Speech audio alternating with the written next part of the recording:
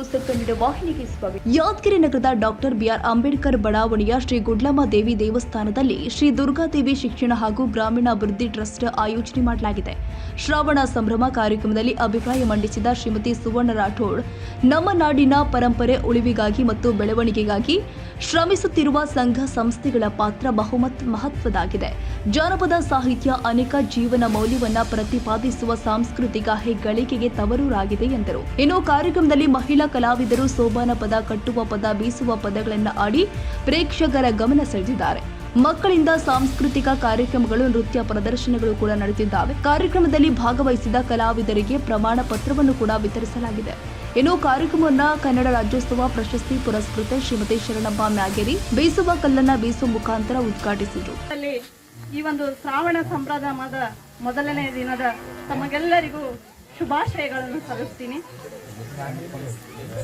Sir ಹೇಳಿದಾಗೆ ನಾವೆಲ್ಲರೂ ಯಾವ ಮಟ್ಟಕ್ಕೆ ನಮ್ಮ ಒಂದು ಶಿಕ್ಷಣದ ಮಟ್ಟ ಯಾವ ಮಟ್ಟಕ್ಕೆ ಹೋಗ್ತಾ ಇದೆ ಅಂದ್ರೆ, ಹಿಂದಿನ ಕಾಲದಲ್ಲಿ ನಾವು ಶಿಕ್ಷಣ ಇರಲಿಲ್ಲ, ಆದರೆ ಒಗ್ಗಟ್ಟು ಇತ್ತು, ಅಲ್ಲಿ ಪ್ರೀತಿ ಇತ್ತು, ಬಾಂಧವ್ಯವಿತ್ತು, ನನ್ನದು, ಇದು ನನ್ನ ಓಣಿ, ನನ್ನ ಜನ, ನನ್ನ ಊರು ಅನ್ನೋದಿತ್ತು.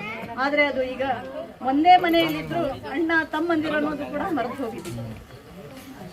ಇಲ್ಲಿಗ ಸರ್ ಹೇಳಿದ್ರು ಆಗ್ಲೇ, ಕಾಂಕ್ರೀಟ್ಗಳು ಹೆಚ್ಚಾಗ್ತಾ ಇದೆ, ಸಿಮೆಂಟ್ಗಳು ಹೆಚ್ಚಾಗ್ತಾ ಇದೆ, ಮನಗಳು ಮಾತ್ರ ಬೇರೆ ಆಗ್ತಾ ಇದ್ದಾವೆ. ಇದು ಸಾಕ್ಷಾತ್ವಾಗಿ ಇದು ನಿಜವಾದಂಥದ್ದು. ಇಲ್ಲಿ ಮನೆ ಕಟ್ತಾ ಇದೀವಿ, ಮಹಡಿಗಳನ್ನು ಕಟ್ತಾ ಇದೀವಿ, ಆದ್ರೆ ಮನಗಳನ್ನು ಕಟ್ಟೋ ಕೆಲಸ ಮಾಡ್ತಾ ಇಲ್ಲ.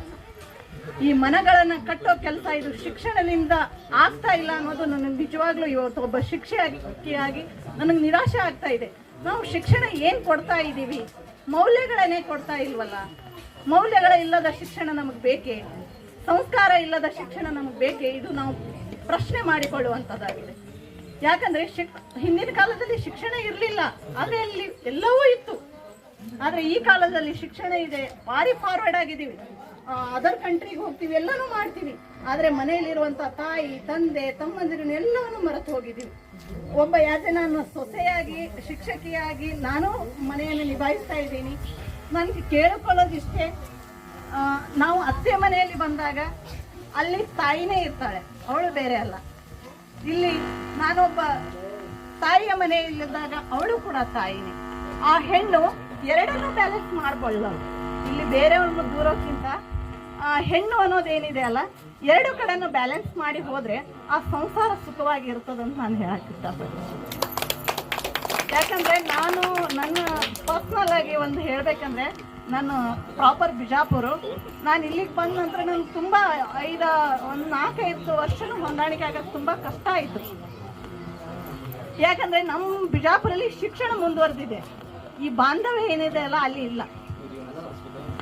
ಇಲ್ಲಿ ಬಂದಾಗ ನಮ್ಮ ಮನೆ ನೋಡಿದಾಗ ನಾನು ನಮ್ಮ ಅತ್ತೆ ಮಾಮ, ನಮ್ಮ ನಗಣಿಯವರು ಎಲ್ಲರನ್ನು ನೋಡಿದಾಗ ನಾನು ಫಸ್ಟಿಗೆ ಇವ್ರ ಜೊತೆಗೆ ಇಂಥ ತುಂಬ ಸಂಸಾರದಲ್ಲಿ ಹೆಂಗಿರೋದಪ್ಪ. ನಾನು 1 ವರ್ಷ 2 ವರ್ಷ ತುಂಬಾನೇ ಕಷ್ಟಪಟ್ಟೆ. ನಮ್ಮ ಮನೆಯವ್ರಿಗೆ ಈ ಕಡೆ ಇರೋದು ಬೇಡ್ರಿ, ನಾವು ಬಿಜಾಪುರಕ್ಕೆ ಹೋಗ್ಬಿಡೋಣ ಅಂತ. ಹಾಗೆ ನಮ್ಮನೆ ಅವರು ಆ ಸಂಸ್ಕಾರದಲ್ಲಿ ಬೆಳೆದಂಥವ್ರು ನನ್ನ ಮಾತು ಕೇಳಿಲ್ಲ. ಅವರು ನನಗೆ ಬರಬರ್ತಾ ನನಗೆ ಅನ್ನಿಸ್ತಾ ಇತ್ತು, ನನ್ನಂತ ಇಂಥ ಮನೆ ನನಗೆ ಯಾವ ಕಾಲಕ್ಕೂ ಸಿಗಲ್ಲ, ಅಂತ ಮನೆ ಸೊಸೆಯಾಗಿ ನಾವು ಬಂದಿನಲ್ಲ ಅಂತ ಇವತ್ತಿಗೂ ಹೆಮ್ಮೆ ಪಡ್ತೀನಿ. ಯಾಕಂದ್ರೆ ನನ್ನ ಸಂಸಾರ ಇವತ್ತಿಗೂ ತುಂಬ ಸಂಸಾರ ಇದೆ, ಎಲ್ಲರೂ ಕೂಡಿ ಇದ್ದೀವಿ. ಅದನ್ನ ಅರ್ಥಕೊಂಡೆ. ನಾನು ಇಲ್ಲಿ ಬಂದ ನಂತರ ನಾನು ಕೂಡ ಅದನ್ನ ಬಹಳಷ್ಟು ಕಲ್ಕೊಂಡೆ ನನ್ನ ಜೀವನದಲ್ಲಿ. ಈ ತರ ಎಷ್ಟು ಇದರಲ್ಲಿ ಎಂತ ಸಂಭ್ರಮ ಇದೆ ಅಲ್ಲ, ಇದರಲ್ಲಿ ಎಂತ ಸಂತೋಷ ಇದೆ ಅಲ್ಲ, ಈ ಒಂಟಿ ಜೀವನದಲ್ಲಿ ಏನಿದೆ ಅಂತ ಅನ್ನಿಸ್ತು. ಹಾಗಾಗಿ ಈ ಜಾನಪದ ಕಲೆ ಅನ್ನೋದು ಇಷ್ಟೇ, ಮಾತಿನಿಂದ ಮಾತಿಗೆ ಬಂದಂತ ಕಲೆ ಇದು. ಈ ಕಲೆಯಲ್ಲಿ ಎಲ್ಲವೂ ಇತ್ತು ಜಾನಪದದಲ್ಲಿ. ಇವತ್ತು ನಾವು ಲೇಖನಿ ಮುಖಾಂತರ ಫಾಸ್ಟ್ ಆಗಿದ್ದೀವಿ, ಆದರೆ ಆ ಸಂಸ್ಕಾರದಿಂದ ತುಂಬಾ ಹಿಂದೆ ಉಳಿದಿದ್ದೀವಿ. ಸರ್ ಹೇಳಿದಾಗೆ ನನಗೊಂದು ನೆನಪು ಬರುತ್ತೆ.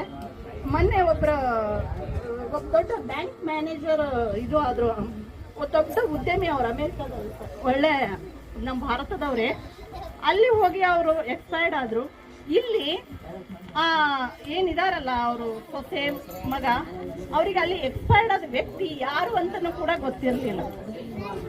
ಆ ಪೇಪರಲ್ಲಿ ಸುದ್ದಿ ಬಂದಾಗ ಗೊತ್ತಾಗ್ತಾ ಇದೆ ಇದು ಎಷ್ಟರ ಮಟ್ಟಿಗೆ ಶಿಕ್ಷಣ ಹೋಗ್ತಾ ಇದೆ ಅನ್ನೋದನ್ನ ನಾವು ಎಲ್ಲರೂ ಅರ್ಥ ಮಾಡ್ಕೋಬೇಕಾಗಿದೆ. ನಾನು ನಿಜವಾಗ್ಲೂ ಸರ್ ಅವರಿಗೆ ಹ್ಯಾಟ್ಸಪ್ ಹೇಳಕ್ಕೆ ಇಷ್ಟಪಡ್ತೀನಿ. ಈ ಒಂದು ಎರಡೂ ಸಂಸ್ಥೆಯಲ್ಲಿ ಸಹಯೋಗದೊಂದಿಗೆ ಇಂಥ ಒಂದು ಕಾರ್ಯಕ್ರಮ, ಇಂಥ ಒಂದು ಅವೇರ್ನೆಸ್ ಮೂಡಿಸ್ತಾ ಇದ್ದಾರಲ್ಲ, ಒಂದು ಕಳಕಳಿಯ ವಿನಂತಿನ ಎಲ್ಲ ಮುದ್ದು ಬಾಲಕರಿಗೆ ಹೇಳಕ್ಕೆ ಇಷ್ಟಪಡ್ತೀನಿ. ಶಿಕ್ಷಣ, ಸಂಘಟನೆ, ಹೋರಾಟ ಅನ್ನೋದು ನಮ್ಮ ಡಾಕ್ಟರ್ BR ಅಂಬೇಡ್ಕರ್ ಅವರು ಹೇಳಿ ಹೋಗಿದ್ದಾರೆ. ನಾವು ಯಾರು ಶಿಕ್ಷಣವನ್ನು ಎಂಬ ಹಾಲನ್ನು ಕುಡಿತೀವೋ ಅದನ್ನು ಹುಲಿ ಅಂತ ಗರ್ಜಿಸ್ತೀವಿ. ಆ ಶಿಕ್ಷಣ ಅನ್ನೋದನ್ನು ನಾವೆಲ್ಲರೂ ಪಡಿಬೇಕು. ನಾವೇನು ನಮ್ಮ ಹಿಂದಿನದನ್ನು ನಾವು ಎತ್ಕೊಂಡು ನೋಡಬೇಕಾಗತ್ತೆ. ನಮ್ಮ ಹಿಂದೆ ಜೀವನ ಹೇಗಿತ್ತು ಅದನ್ನು ರೂಪಿಸಿಕೊಳ್ಳುವಂಥವ್ರು ನಾವು ಆಗಬೇಕು.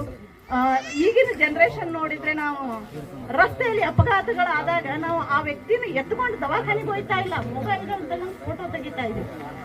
ಇದು ತುಂಬಾ ಎಂತ ಕೆಟ್ಟ ಹೀನಾಯ ಸ್ಥಿತಿ ಅಂತ ಅನಿಸ್ತದೆ ನಮಗೆ. ನಾವು ಯಾವುದರಲ್ಲಿ ಏನು ಸಾಧನೆ ಮಾಡ್ತಾ ಇದ್ದೀವಿ ಅಂತ ಇದನ್ನ ನಾವು ಅವಲೋಕನ ಮಾಡ್ಕೊಳ್ಬೇಕಂತ ಸಂಗತಿ ಇದೆ. ಹಾಗಾಗಿ ನಾವೆಲ್ಲರೂ ಈ ಒಂದು ಯುವಕರಿಗೆ, ನಾನು ಬಾಲಕರಿಗೆ, ಯುವಕರಿಗೆ ಒಂದೇ ಕರೆ ಕೊಡ್ತೀನಿ. ಶಿಕ್ಷಣ ಸಂಸ್ಕಾರವಂತವಾಗಿ ಶಿಕ್ಷಣವನ್ನು ಪಡೀರಿ, ಮುಂದೆ ಹೋಗ್ರಿ. ಹಿಂದೆ ನಿಮ್ಮ ಫ್ಯಾಮಿಲಿ ಏನಿದೆ ಅಲ್ಲ, ಅದು ಆ ಫ್ಯಾಮಿಲಿ, ಆ ಕುಟುಂಬದ ಜವಾಬ್ದಾರಿ ನಿಮ್ಮ ಮೇಲೆ ಇರುತ್ತೆ. ನೀವು ಉದ್ಧಾರ ಆದರೆ ಆ ಕುಟುಂಬ ಉದ್ಧಾರ ಆಗುತ್ತೆ, ಆ ಕುಟುಂಬ ಉದ್ಧಾರ ಆಗುತ್ತೆ, ಆ ಹಳ್ಳಿ ಉದ್ಧಾರ ಆಗುತ್ತೆ, ಆ ಹಳ್ಳಿ ಉದ್ಧಾರ ಆದರೆ ನಮ್ಮ ಭಾರತ ದೇಶ ಉದ್ಧಾರ ಆಗುತ್ತೆ. ಹಾಗಾಗಿ ಎಲ್ಲ ಯುವಕರು ನಿಮ್ಮದೊಂದು ಶಿಕ್ಷಣದಲ್ಲಿ ಹೆಚ್ಚಿನ ಒಂದು ಶ್ರಮ ಹಾಕ್ರಿ. ಈ ಮೊಬೈಲು, ಈ ಟಿವಿ, ಇವೆಲ್ಲ ಮೀಡಿಯಾಸ್ಗಳಿಂದ ಸ್ವಲ್ಪ ದೂರ ಇದ್ದು ನಿಮ್ಮ ಲೈಫಲ್ಲಿ ರೂಪಿಸ್ಕೊಳ್ಳುವಂತ ಶಕ್ತಿಯನ್ನು ರೂಪಿಸ್ಕೋರಿ. ಯಾಕೆ ಹೇಳ್ತಾ ಇದ್ದೀನಿ ಈ ಮಾತಂದ್ರೆ, ನಾನು ಕೂಡ ಒಬ್ಬ ತಂದೆಗೆ 6 ಜನ ಮಕ್ಕಳು. ನಾವು, ನಮ್ಮ ತಾಯಿ ದುಡಿತಾ ಇದ್ರು, ನಮ್ಮ ತಂದೆ ಕೂಡ ರೈತರು. ಕಾರ್ಯಕ್ರಮದ ಮುಖ್ಯ ಅತಿಥಿಯಾಗಿ ಯಾದಗಿರಿ ನಗರ ಅಭಿವೃದ್ಧಿ ಪ್ರಾಧಿಕಾರದ ಮಾಜಿ ಸದಸ್ಯ ಶ್ರೀ ಸುಭಾಷ್ ಮಾಳಕೇರಿ, ಶ್ರೀ ಮರ್ಲಿಂಗ ಪೂಜಾರಿ ಸ್ವಾಗತಿಸಿ ವಂದಿಸಿದ್ರು. ಉಪನ್ಯಾಸಕ ಗುರುಪ್ರಸಾದ್ ವೈದ್ಯ ನಿರೂಪಿಸಿದ್ರು. ತಾಜಾ ಸುದ್ದಿಗಾಗಿ MTV ನ್ಯೂಸ್ 24/7ಗೆ ಸಬ್ಸ್ಕ್ರೈಬ್ ಮಾಡಿ ಮತ್ತು ಬೆಲ್ ಐಕಾನ್ ಅನ್ನು ಒತ್ತಿ. ತಪ್ಪದೇ ಲಿಂಕ್ ಶೇರ್ ಮಾಡಿ.